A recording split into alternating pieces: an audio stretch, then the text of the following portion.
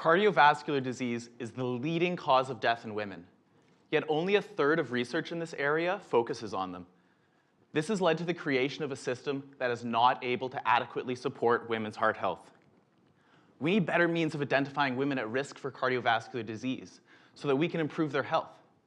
But our current means of doing this aren't great. This means that at-risk women are slipping through the cracks. Technological advancement has led to the creation of cool new assessments looking at measures like artery elasticity. In a healthy person, arteries are able to expand and contract. They're elastic. But these can start to stiffen over time, and this increases risk for cardiovascular disease. Great, so we've identified a potential solution. But the instruments needed to do this testing are expensive and not readily available. We need tests that use instruments we already have and don't require bells and whistles. A test that is simple and low tech. Exaggerated blood pressure response to exercise is a means of identifying women at risk for cardiovascular disease. Decreased artery elasticity prevents this expansion of the arteries that we see with increased blood flow due to exercise. And this decreased elasticity should cause an exaggerated increase in blood pressure.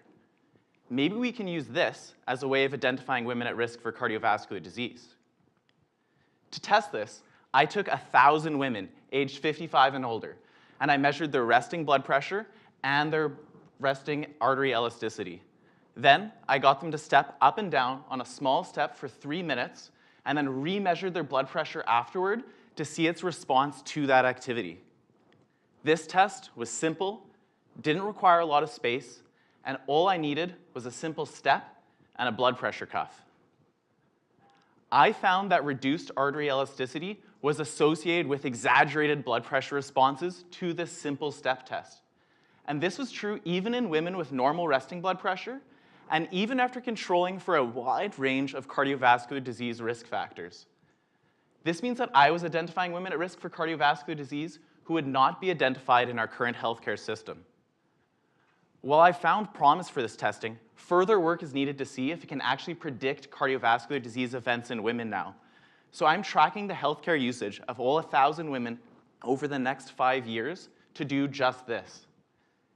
This test is so simple that it could easily be implemented into a clinical setting and could identify women at risk for cardiovascular disease who are slipping through the cracks of our healthcare system. Sometimes, to take a step in the right direction, all you need is a simple, low-tech solution. Thank you.